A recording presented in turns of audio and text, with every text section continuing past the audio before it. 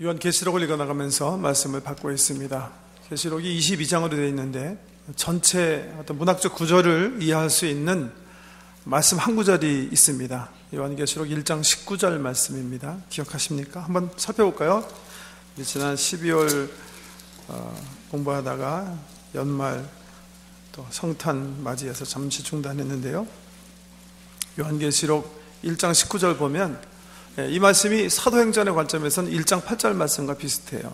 전체적인 문단 나누기를 가능하게 해주는 그런 말씀인데 읽어드립니다. 그러므로 네가 본 것과 지금 있는 일과 장차 될 일을 기록해라. 반모섬에 있을 때 예수님께서 나타나셔서 사도 요한에게 말씀하시는 중에 내가 할 일이 있다, 내가 적어야 되는데 계시록을 쓰라는 거죠. 근데 그 내용에 대해서 얘기하시면서 지금 네가 본 것, 그리고 지금 진행되고 있는 것, 그리고 장차 되어질 일, 이 세 가지를 네가 기록해야 될 것이다, 그렇게 말씀하세요. 근데 요한계시록 보면 실질적으로 이 세 가지 중심으로 문단을 나눌 수가 있다는 거죠. 1장은 지금 본 거예요, 요한이. 2장 3장은 그 당시 소아시아에 있었던 7 교회에 대한 이야기, 그리고 그 교회들을 향한 우리 예수님의 메시지가 적혀 있어요. 지금 진행되고 있는 일이고요. 4장 이하에 보면 미래 펼쳐질 일들에 대한 그런 기록입니다. 4장 1절 한번 보세요. 거기 보셔도 거기서 문단이 바뀌는구나 쉽게 알 수가 있는데, 왜냐하면 4장 1절에 보면 이 일 후에 내가 보니 하늘에 열린 문이 있는데 내가 들은 바 처음에 내게 말하던 나팔 소리 같은 그 음성이 이르되 이리로 올라오라, 이후에 마땅히 일어날 일들을 내가 내게 보이리라 하시더라. 갑자기 요한에게 다시 음성이 들렸죠. 하늘문이 이렇게 보이는데 전에 들었던 그 똑같은 나팔 소리 같은 음성이 이리로 올라오라. 그러면서 뭐라고 얘기했다고요? 이후에 마땅히 일어날 일들을 내가 내게 보이리라, 이렇게 얘기하셨어요. 그러니까 4장 이후에 기록된 것들은 이후에 미래에 펼쳐질 어떤 일들에 대해서 우리 예수님께서 보여주실 것이고 본대로 요한은 적는 거예요. 4장 이후에 그런 사건입니다. 그런데 그 사건에 대해서 적기 전에 4장을 펼쳐보면 그 천상에 올라간 요한이 당연히 천상의 주인이신 하나님의 모습을 보는 거예요. 보좌에 앉으신 하나님, 그 거룩하신 그 위엄, 그 영광, 그 순결함을 이렇게 목도하게 되는 거예요. 겉만 본 게 아니라 그 보좌를 둘러선 내 생물들과, 천사장일 거라고 생각되는 내 생물들과 24장로들이 면류관을 던지며 보좌에 앉으신 하나님께 영광과 감사와 존귀와 찬양을 올려드리는 모습을 목도합니다. 5장은요 오늘 읽어드린 본문, 오늘의 본문인데 그 연장선이에요. 요한이 이렇게 주목해서 보니까 보좌에 앉으신 하나님 오른손에 두루마기가 있는 거예요. 안팎에 글자가 빼곡하게 적혀있는 두루마기가 우리 하나님 오른손에 이렇게 잡혀 있는데, 자세히 보니까 그 두루마기에 7개 인으로 봉함이 되어 있는 거예요. 여러분, 인이 찍힌 편지 받아보신 적이 있으세요? 저는 아주 가끔 교단 총회로부터 그런 편지를 받는데요, 스페셜 딜리버리에 이렇게 전달되는데 겉봉에 보면 그냥 보통 거랑 같은데 열어보면 또 봉투 하나 나와요. 거기에 이렇게 찍혀있는 말이 confidential. 주로 어떤 경우냐 하면 신학생의 어떤 신상, 제가 지도 목사로 지명이 돼서 어떤 신학생을 만나서 카운셀링 해야 되는데, 일단 그 학생이 저희 교단 같은 경우에 우리 신학대 학생들이 신학대학 졸업하기 전에, 강도권 얻기 전에 몇 가지 거쳐가는 과정이 있어요. 예를 들면 사이콜로지스트랑 이틀 동안 만나서 심리 조사를 해요. 이 사람이 어떤 장점인지, 어떤 단점이 있는지, 어떤 상처가 있는지 등등, 이틀 동안 많은 돈을 들여가지고 전문인이 분석한 그 분석 자료, 그 다음에 가이던스 컨퍼런스라는 게 있어요. 목사님들과 신학대학생들과 동수로 들어가서 세 분 목사님이 한 분을 5일 동안 카운셀링 하면서 소명이 정말 확실한지, 신학적으로 올바로 이해하고 있는지, 어떤 교회관을 가지고 있는지, 성격에 결함이 없는지 그런 리포트를 쓰신 게 있는데요. 그 리포트를 이렇게 이제 저한테 보낼 때 이렇게 보면 속봉투 두 번째 봉투에는 confidential, 그 다음에 제 이름이 이렇게 써 있어요. 그 confidential이라는 말이 의미하는 바가 뭐죠? 첫째는 이 겉봉에 쓰여진 수치인 외에 이 봉투를 열지 말아라 라는 의미가 있을 것이고, 두 번째는요, 그 속에 있는 내용을 수행할 수 있는 자격은 이 겉봉에 쓰인 이 수신인 밖에 없다. 그걸 얘기해 주는 거예요. 근데 우리 보좌에 앉으신 하나님 오른손에 7개나 되는 인이 봉합되어 있고, 그 속에는 엄청난 그 일들이 기록되어 있는 거예요. 요한은 걸 알았어요. 예수님께서 얘기하셨거든요. 장차 될 일에 대해서 내가 말하겠다, 보여주겠다 하셨으니까, 앞으로 펼쳐질 심판, 그리고 펼쳐질 하나님의 영광스러운 나라, 이 역사를 주도할 미래가 지금 그 두루마기에 적혀 있는 거예요. 근데 이게 봉합이 되어 있는 거예요. 누가 정말 이 역사를 책임지고 주도할 수 있을 것인가? 누가 이 역사를 이끌어 나갈 것인가? 누가 과연 이 인으로 봉함된 이 두루마기를 열 수 있을까? 그렇게 고민하는데 천사가 요한의 마음을 알았던 것처럼 그렇게 큰 소리로 외쳐요. 누가 이 인을 떼기에, 이 두루마리의 인을 떼기에 합당한가? 그런데 보니까 천사도 마찬가지고 요한도 마찬가지고 천상천하에 이 구원의 역사를 주도해 나갈 사람이 없는 거예요. 그래서 요한이 웁니다. 이때 24장로 중 하나가 요한을 위로하면서 그렇게 얘기해요. 요한아, 한 분이 있다. 그분은 바로 유다의 사자시고 다윗의 뿌리이신 주님이시다. 이렇게 위로를 하는 거예요. 유다의 사자, 유다 지파의 사자, 다윗의 뿌리. 이 구약에 근거한 그런 표현인데요. 유대의 사자, 사자라는 단어가 2장, 3장에 계속 반복되며 나왔었죠. 빌라델피아 교회 사자에게 편지하노라, 라오디게아 교회 사자에게 편지하노라. 그래서 2장, 3장에 나온 사자와 여기 사자와 같은 단어라고 생각하시면 큰 오산이에요. 다른 단어예요, 사실은. 2장, 3장에 나온 단어는 메신저, 보내심을 받은 사람, 이라는 뜻의 사자고요. 여기 나온 사자는 라이언, 호랑이랑 비슷하게 생긴 게 아니라 호랑이 동물과에 속한 그 사자를 얘기하는 거예요. 사자. 창세기 49장에 보면요, 한번 보실래요? 한번 보십시다. 49장 9절에 보면 야곱이 12아들을 축복하거든요. 죽기 전에 축복하는 거예요.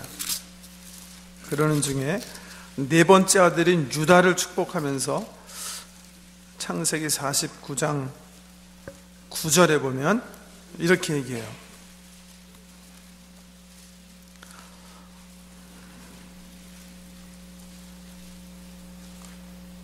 유다는 사자 새끼로다. 내 아들아, 너는 움킨 것을 찢고 올라갔도다. 그가 엎드리고 웅크림이 숫사자 같고 암사자 같으니 누가 그를 범할 수 있으랴. 8절부터 한번 다시 한번 읽어보겠습니다. 유다여, 너는 내 형제의 찬송이 될지라. 내 손이 내 원수의 목을 잡을 것이요 내 아버지의 아들들이 내 앞에 절하리로다. 유다는 사자 새끼로다. 내 아들아, 너는 움킨 것을 찢고 올라갔도다. 그가 엎드리고 웅크림이 숫사자 같고 암사자 같으니 누가 그를 범할 수 있으랴. 야곱이 넷째 아들을 축복한 건데, 이 말대로 이 유다 자손에서 누가 나오죠? 다윗이 나와요. 그리고 그 뿌리에서 누가 나와요? 우리 예수님이 나오시는 거예요. 통치자가 나오는 거예요. 능력과 권세가 유다 지파에 속해 있는 거예요. 다른 형제들이 엎드려 경배하는 그런 권능이 유다 지파에서 나온다는 거예요.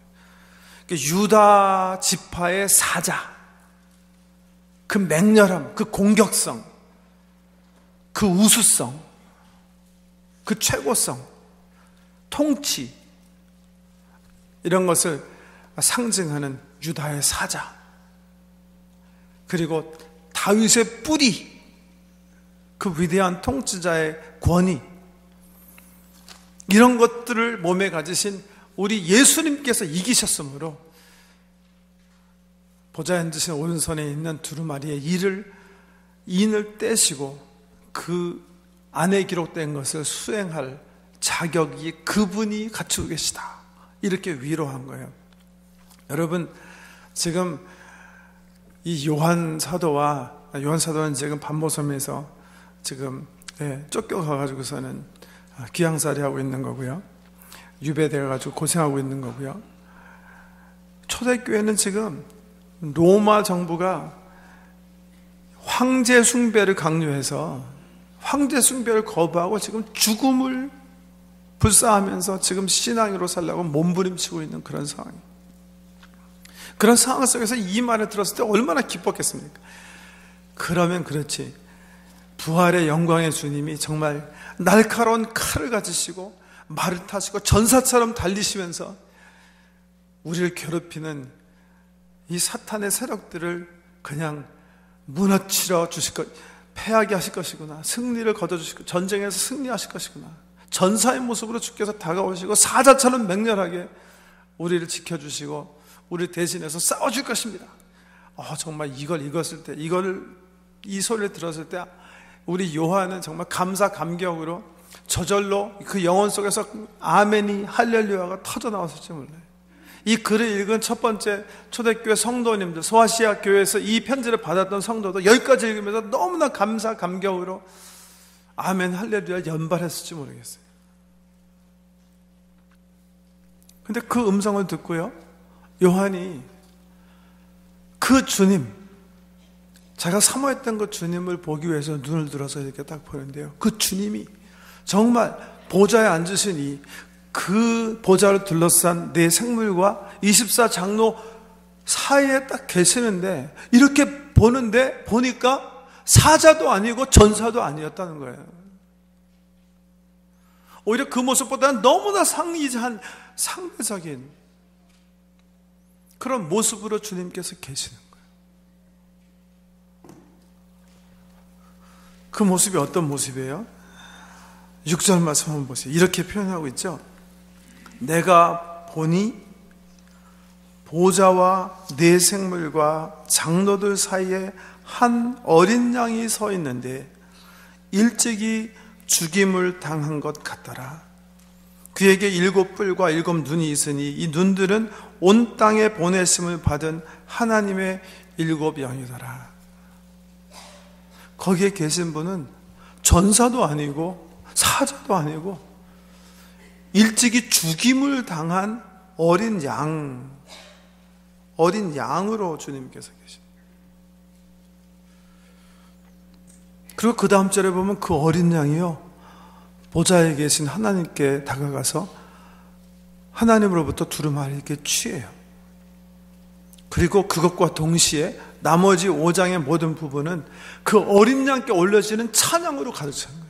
맨 처음에는 네 생물과 24장로들이 엎드려서 그 어린 양을 경배하면서 구원하심이 죽임을 당하신 어린 양께 있습니다.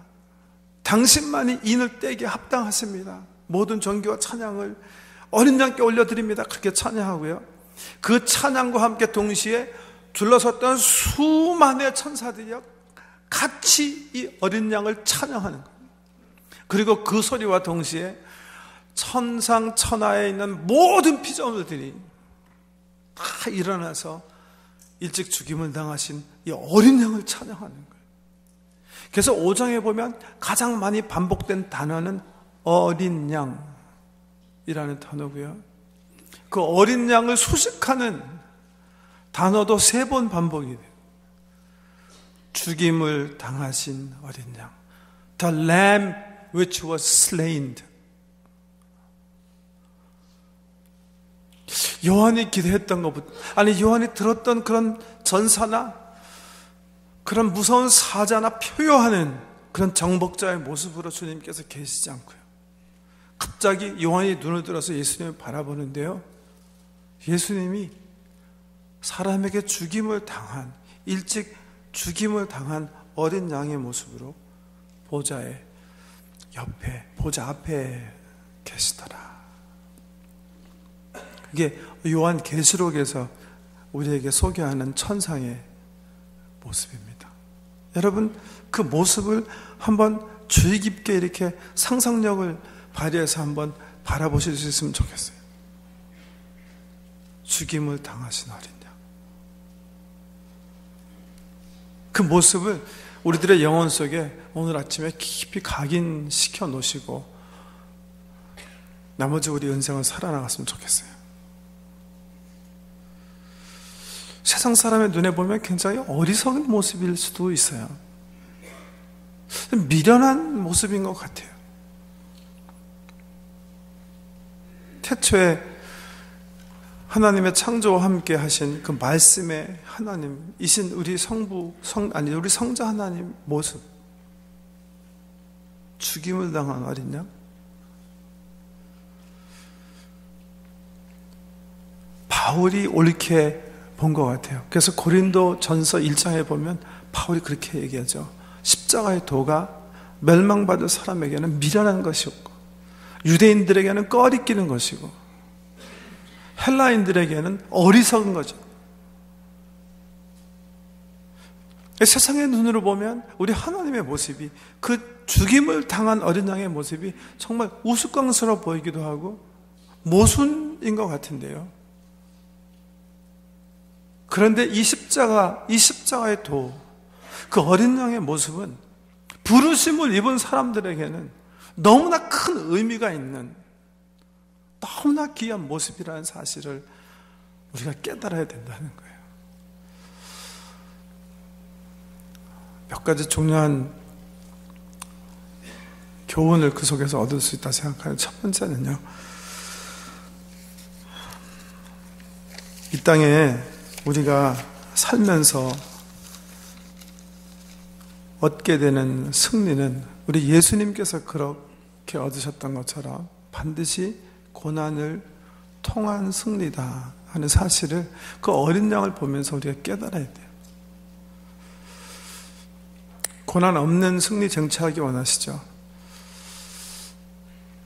아무것도 안 하고 그냥 만사형통하기 원하시죠? 성경은 그런 승리를 얘기하지 않아요. 어린 양께서 얻으신 승리가 그런 승리 아니에요. 십자가를 통한 부활이에요.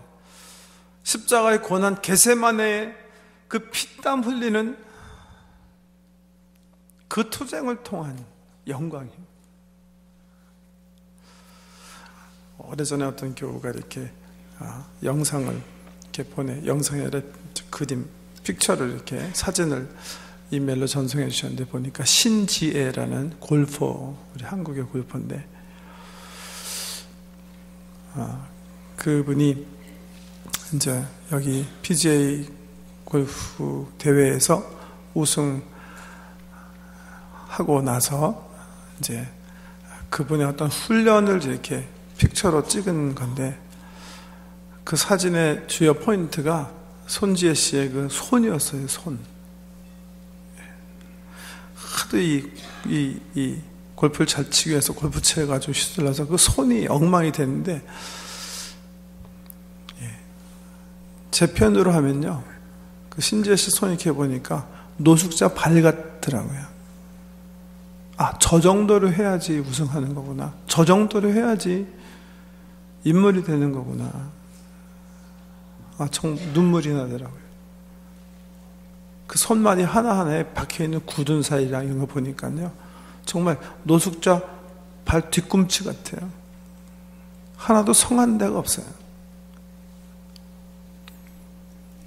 여러분, 고난 없는 승리는 없습니다. 더군다나 우리가 지금 쟁취하려는 건 하나님 나라예요. 영원한 생명입니다. 사단은 우리가 그 수하에 남아있기를 너무나 간절하게 사모하고 있어요. 특별히 고난당할 때 그래서 속삭여져. 야, 봐라. 하나님 없지 않느냐. 그런데 어린 양 되신 예수, 죽임을 당하신 예수는 웅변적으로 우리에게 말씀하고 계시는 거예요. 내가 십자가를 통해서 부활을 쟁취했다. 나의 영광은 생명을 드림을 통한 영광이다. 두 번째로 그렇기 때문에 그 어린 양은요, 우리가 어떤 방식으로 승리를 쟁취해야 되는가도 우리에게 얘기해 주고 계세요. 세상은 폭력으로 승리해요. 힘으로 승리해요. 직위로 승리합니다. 양을 가지고 승리하잖아요. 근데 예수님은 그렇게 승리 쟁취하지 않으셨어요. 십자가로 쟁취하시는 거예요. 저주물어요. 아니, 짐으로 이기는 거죠. 스스로 짐으로 이김을 얻는 거죠. 스스로 희생을 선택함으로 정말 영혼이 가지는 그런 방법이죠.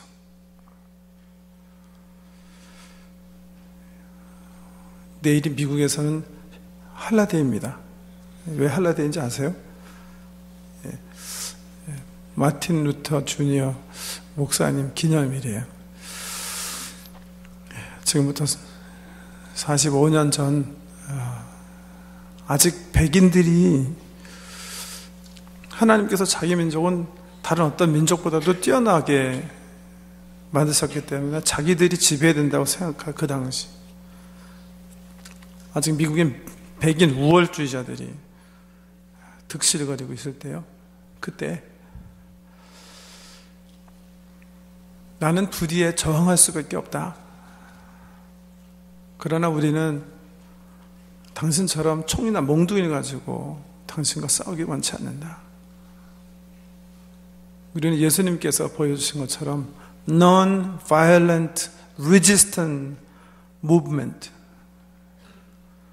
폭력이나 증오, 전쟁, 총, 칼 사용하지 않고 평화와 사랑을 가지고 여러분께 정화하고 싸우겠습니다.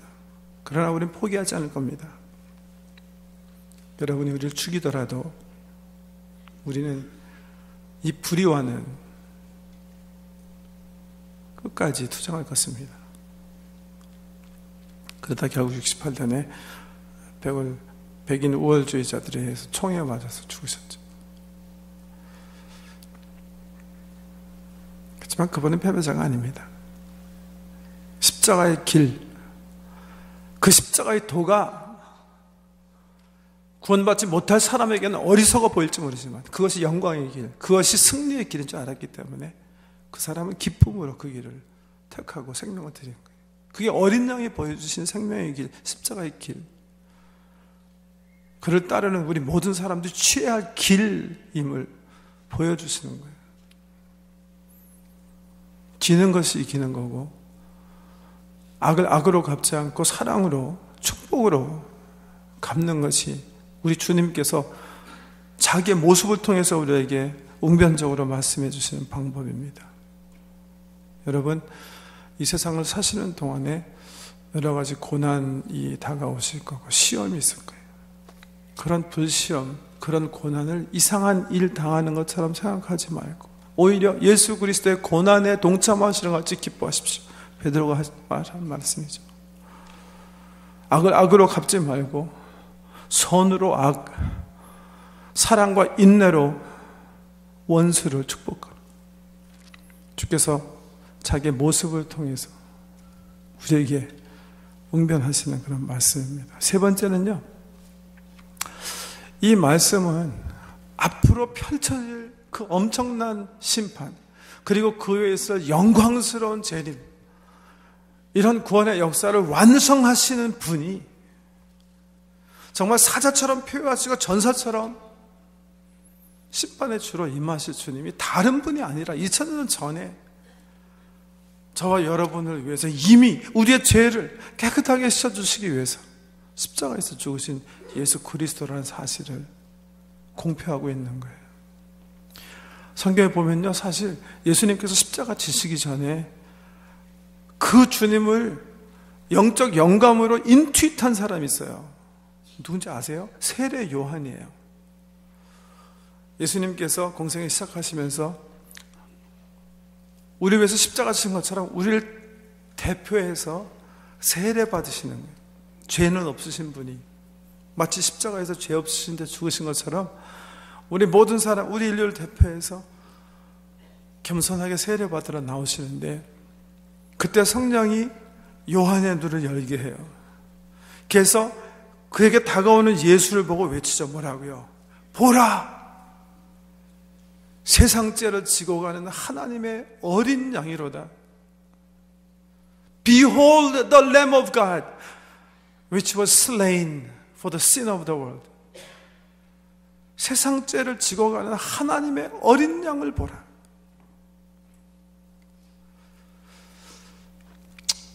저는 아직 죽을 나이는 아니지만요, 제가 오늘 죽는다면, 그리고 혹 여러분 중에 한 분이 제 옆에 마지막에 제 임종을 지켜주신다면, 만약에 그분이요 제 귀에 대고 Peter, look, the Lamb of God which was slain for the sin of the world. 한석현 씨, 세상 죄를 지고 가는 하나님의 어린 양을 보십시오. 바라보십시오. 이렇게 제 귀에 속삭여 준다면요, 저에게는 정말 큰 위로가 될 것 같아요. 우리 인생이 한 번 죽는 것은 하나님께서 정한 이치고 그 이후에는 심판이 있으리라. 죄 짓지 않고 산 사람은 한 사람은 더 없어요. 그런데 그 심판대 앞에 내가 설 때, 그 심판대에 서서 나를 심판하실 주님, 나를 위해서 2000년 전에 어린 양으로 오셔서 사람들에게 찢김을 당한, 일찍 죽임을 당한 하나님의 어린 양. 저는 이 하나님, 이 어린 양의 모습 속에서 계속 위로와 소망을 얻습니다. 아무쪼록 이 천상에서 정말 요한이 본 이 모습을 가슴속에 새기시고, 우리 주님의 방법대로 사시고, 고난이 다가올 때 주님처럼 이기시고, 주신 영원한 상급을 바라보면서 승리하시는 귀한 성도 되시기를 축복합니다. 기도하십시다.